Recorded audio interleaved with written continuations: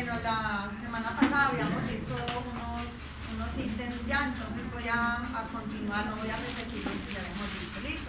De igual manera, yo creo que vamos a preparar un material como un compendio de todo lo que hemos visto acerca del noviazgo y el yugo desigual para entregárselos a cada uno. Yo pienso entonces que de pronto nos podemos mandar, todos tienen correo electrónico, vamos a cuidar el medio ambiente. Dámelo por Instagram. Lo mandamos por WhatsApp o por el correo, por Messenger, o por el Facebook, por hi-fi. que lo quiera tiene Instagram. ¿Cómo son los chicos tecnológicos?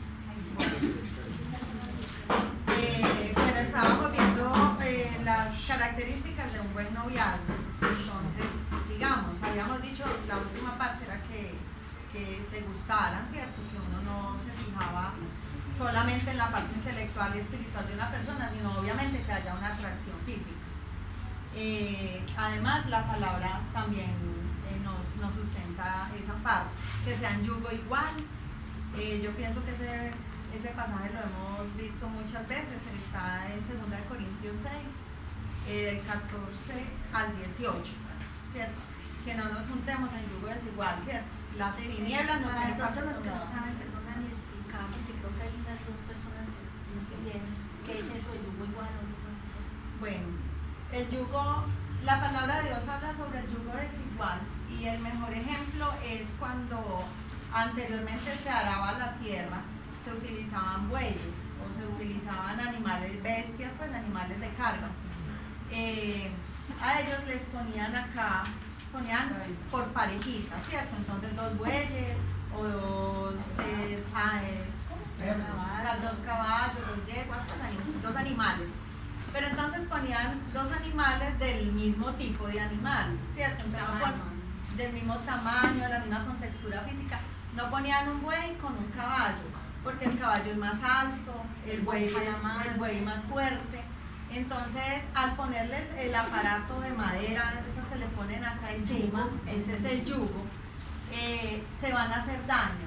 O el uno va a hacer más fuerza que el otro, entonces va a lastimar al otro. O el otro, por ser más grande, entonces va a lastimar también los músculos y los huesitos del otro. No van a hacer el trabajo bien, se van a hacer daño. Ese es el ejemplo del yugo desigual. El yugo desigual es cuando nos juntamos espiritualmente hablando, una persona que es creyente, que ha recibido a Cristo en su corazón, que es fiel en la iglesia, que obedece la palabra, y resulta que el que le gustó o la niña que le gustó es como lo llamamos del mundo, o sea, es un inconverso, que tiene las cosas de Dios como por allá olvidadas, que no anda en lo mismo. Al seguir o al entablar una relación de esa manera, lo normal y lo que siempre suele suceder es que el que estaba firme en los caminos de Dios se va para el mundo. Entonces, ¿y qué pasa con eso? Se hace daño. La palabra dice que si uno conoce y se aparta, es preferible que se suicidara pues en el mar, que se amarrara una piedra y se tirara al fondo del mar. ¿Por qué? Porque le va a venir cosas muy malas, porque va a entrar en desobediencia conociendo, ¿cierto?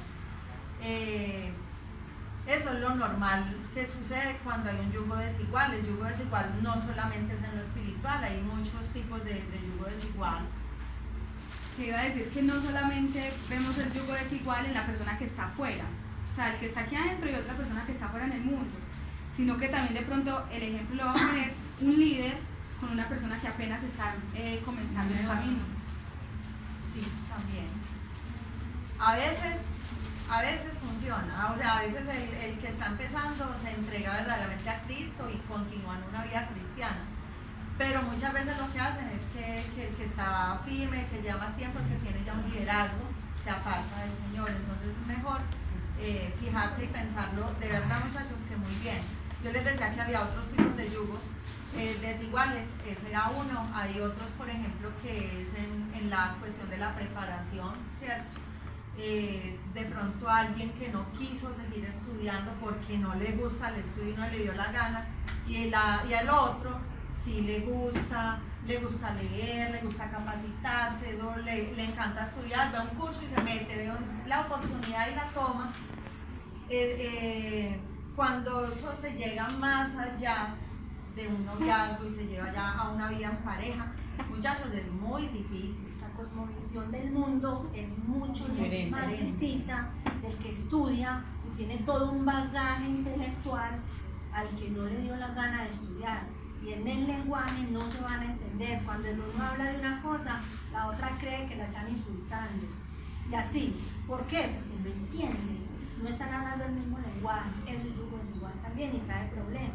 Le va a poner todo el obstáculo que usted se imagina, que uno siga estudiando o al que el otro siga estudiando si a él no le gusta y si no lo valoró, o sea, si no valora algo. De verdad que hay que pensarlo muy bien desde que somos novios y que se puede romper, porque yo les decía, un noviazgo se puede romper, pero ya cuando uno está casado es a otro precio, es otra cosa muy diferente. De todo nada, mira, hay una situación, muchachos. Cuando uno está de novio, uno está totalmente convencido que él va a cambiar, que uno se casa y él va a cambiar. Vean, muchachos, eso es pura pendejada. ¿Va a cambiar para peor? Él no cambia, él lo emboba a uno peor y todos esos defectos resulta que uno los empieza a ver muchísimo más grandes y él no cambia porque ya se siente, hablando del hombre, ya se va a sentir el dueño. De pronto yo les voy a contar algunos tipsitos de cosas que me pasaron a mí porque yo me casé en yugo desigual en la parte cultural de dos regiones totalmente diferentes y eso a mí me maltrató totalmente. El Guajiro y yo de aquí en Medellín, aunque yo oré y el Señor a mí me dio respuestas, pero aún en eso, si yo hubiera tenido una buena orientación, hubiera aprendido muchas cosas y hubiera tal vez podido hablar con él, hubiéramos podido hacer ciertos acuerdos, porque eso es muy duro. Entonces ese yugo desigual del acoplamiento de regiones es terrible. Sí, la parte cultural, la parte educativa, Familiar. a una parte física, no sé por qué, ahí, mejor dicho, si a uno un novio lo niega, ay, olvídese. Si le da pena, o sea, háganse esta pregunta. Si yo me encuentro y voy con mi novio o con mi novia y me encuentro con alguien supremamente como importante, ¿cierto? A mí me daría pena presentársela o pena presentarse. Verte una amiga. Ay, a mí yo me lo pasó. mato. A mí me pasó. Y ya, chao.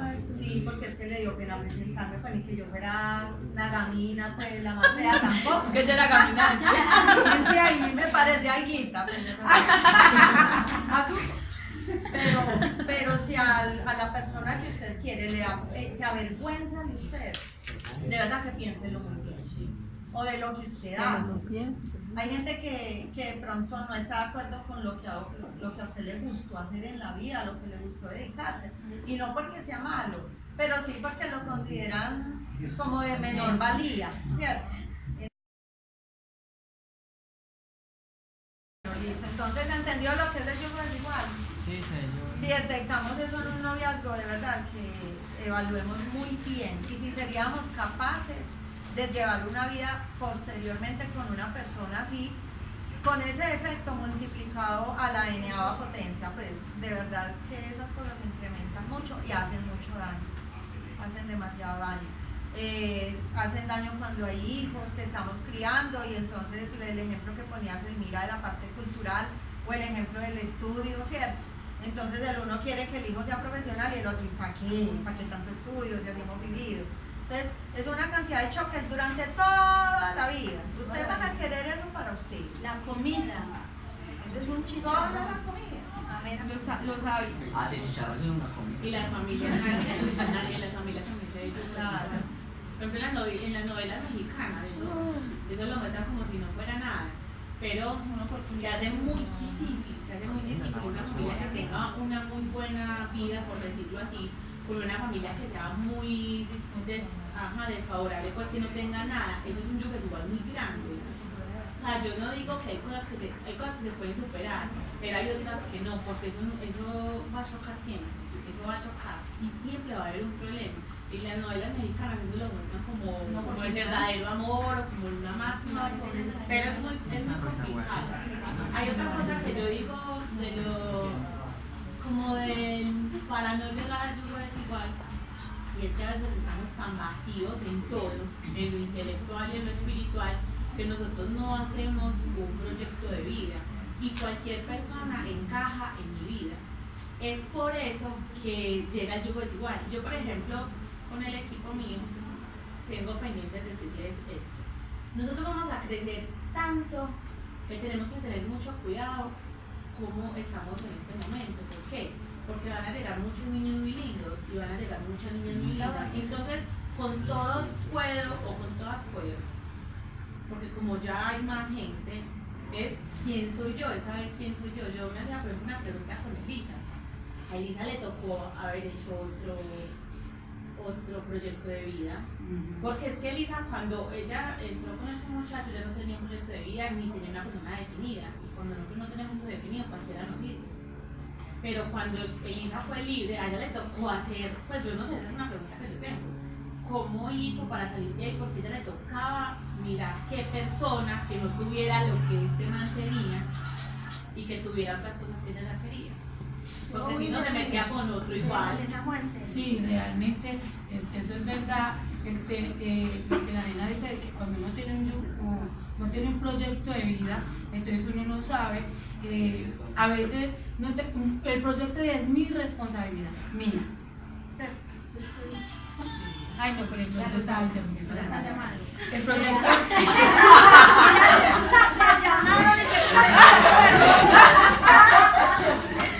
El proyecto de vida es mi responsabilidad. Yo estaba haciendo 11, pero mi papá estudió hasta noveno, mi mamá era profesional con muchas dificultades, de 17 hermanos que mi mamá tenía, ella era la única profesional. Entonces, yo creo que todas hicieron como hasta segundo, tercero, cuarto, y mi mamá, gloria a Dios, ella hoy es especialista. Entonces, no había, pero cuando mi papá llegaba borracho, él llegaba y me decía, ¿usted qué va a hacer cuando sea grande? Nada, porque no saber. Entonces, yo quiero ser secretaria. Y yo soñaba, de verdad, yo jugaba y me imaginaba la máquina de escribir, en ese tiempo era máquina de escribir. Y mi papá me decía, ¿cómo? Si son unas sinvergüenzas y yo no sé qué. Entonces yo no puedo ser una sinvergüenza. Por allá como a los muchos otros años me dijo, yo quiero ser abogada. Entonces, los abogados son unos ladrones. Yo decía, no, entonces tampoco quiero ser abogada. Sí, entonces luego cuando yo estaba en el colegio, que uno en noveno y décimo empiezan así, ¿yo qué quiero ser? Entonces yo decía, yo quiero ser comunicadora social.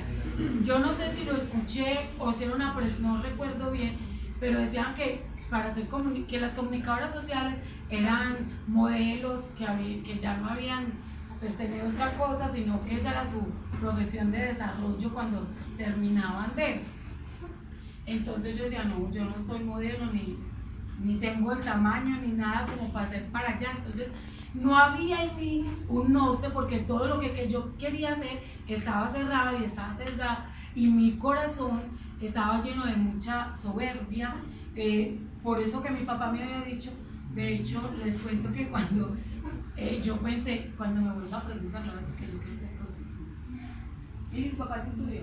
Mi papá después, ya más adulto, hizo una técnica en mantenimiento y reparación de celulares, pero él nunca fue pues esa su inclinación y su proyecto de vida. Mi papá es comerciante y aprendió a ganar dinero de esa manera, entonces él nunca para él vio esa opción, y cuando no pudo hacer sus negocios pasamos momentos muy difíciles.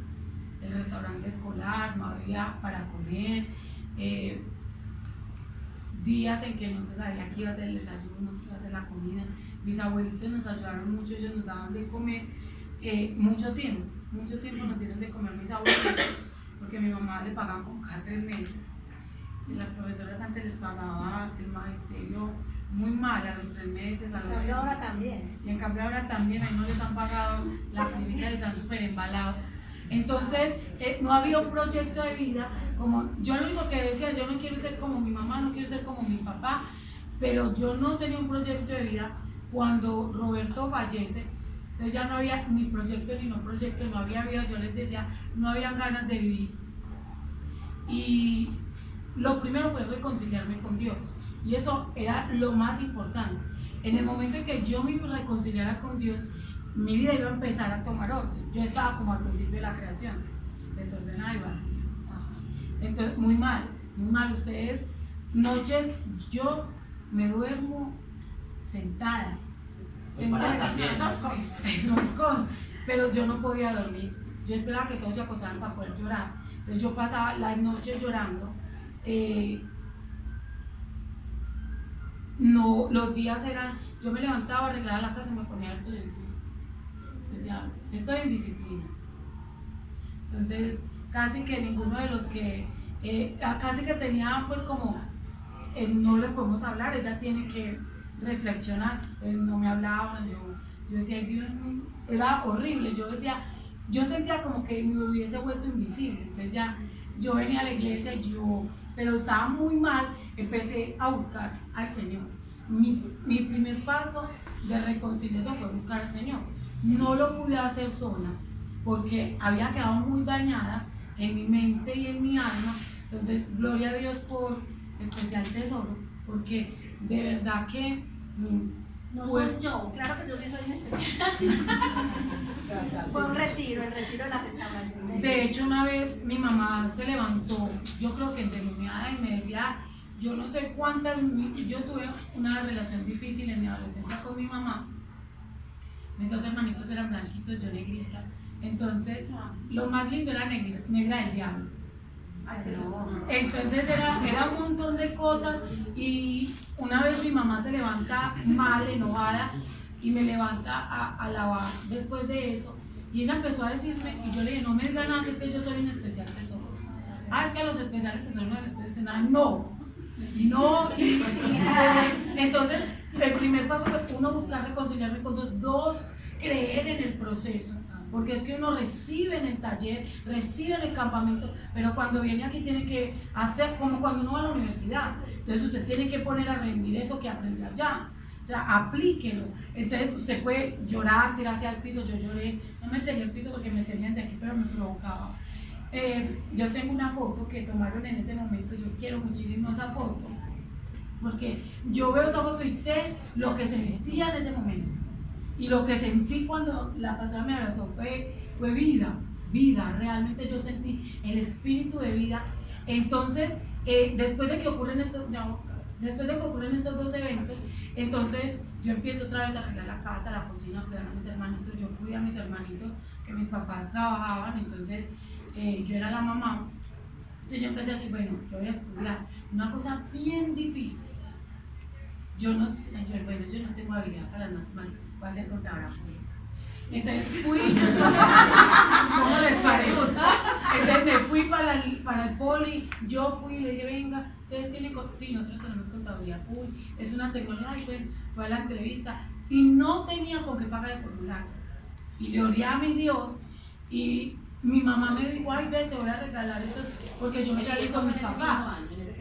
No, el primer año los 8 meses fueron de llorar, lamentarse, anhelar, añorar, pensar si no hubiera, si no sé qué, y bueno, un montón de cosas, de resentimientos, de dolores. A los 8 o 1 año es el retiro, el campamento pues ese especial tesoro. Y empieza el proceso de orar, de empezar a restaurar la oración, la lectura de la palabra, que empezó otra vez a alimentar a hacer, porque la palabra, cuando estás en pecado y te caes, la palabra se pone vedada. Aunque leas, no hay revelación, no hay rema, no hay. Entonces es un libro más, hasta que vuelves y te reconcilias con el Señor. Entonces empezamos ese proceso. Luego, yo creo que pasaron 1 año y medio o 2, cuando yo fui y toqué las puertas de esa universidad, mis papás no tenían con qué darme para la universidad. Entonces, una señora de la iglesia, la mamá de Byron, me dijo, ay, hay un trabajo, pero usted verá, él lavando los baños de una cooperativa. Yo, ay, sí, y yo ya era bachiller, y me fui y tenía que salir a lavar la acera, ahí al lado del Sport Gym, ahí en el segundo piso, era la cooperativa. y con eso yo me pagaba el semestre, pero no me alcanzaba. Ustedes ya saben pues como el tema de la parte académica, que fue muy difícil, pero entonces yo ya sabía que quería ser contadora pública y también sabía que había un esquema que había, es como si te etiquetaran, la novia del drogadicto, la novia de, ¿cierto? Entonces te tienes que quitar esa etiqueta y esa etiqueta solamente se quita con integridad. Sí. Pero no, que es que ella cuando menciona la parte de me restauré, fui a la universidad, eso suena como si hubiera sido pues muy fácil. Vale. Y obviamente eso no es fácil de... Misma, tal vez un resentimiento con Dios, y es muy difícil la restauración cuando hay una falta de perdón. Estaba todo eso. Sí, eso, lo que la pastora dice es cierto, eso generaba un bloqueo espiritual tremendo, porque cuando estás resentido, entonces no, tampoco hay fluido, no hay, entonces aunque quieras no puedes, es muy difícil, la verdad es muy difícil, y como les contaba queda la etiqueta, y cuando quieres volver a empezar, la gente tiene en su mente, la que hoy es mi suegra, tenía muy claro que a mí me habían matado un muchacho encima, yo no me quería por lo negrita, no me quería por lo que había pasado, y si yo estuviera aquí hoy que yo tengo una hija, yo diría, ay, es que le mataron a un muchacho, ¿cierto? Entonces ella no sabía el trasfondo, no conocía toda la historia, se murmuró mucho tiempo el tema de autor intelectual, de que yo había participado, había hecho parte como del homicidio, sacándolo de la casa, entonces la etiqueta era tremenda, y la abuelita de mi esposo vive al frente de la casa de Roberto. Entonces era un tema muy pesado, porque cuando te quieres quitar eso con lo que tú decidiste ensuciarte, porque escrito están delante de ti el camino del bien y del mal, vas a poder decidir si quieres ser abogado, un buen abogado, si quieres ser secretaria o si quieres ser prostituta, si quieres estar en yugo desigual o no estar en yugo desigual, pero te van a etiquetar. La sociedad, si aquí adentro era duro, allá afuera era peor.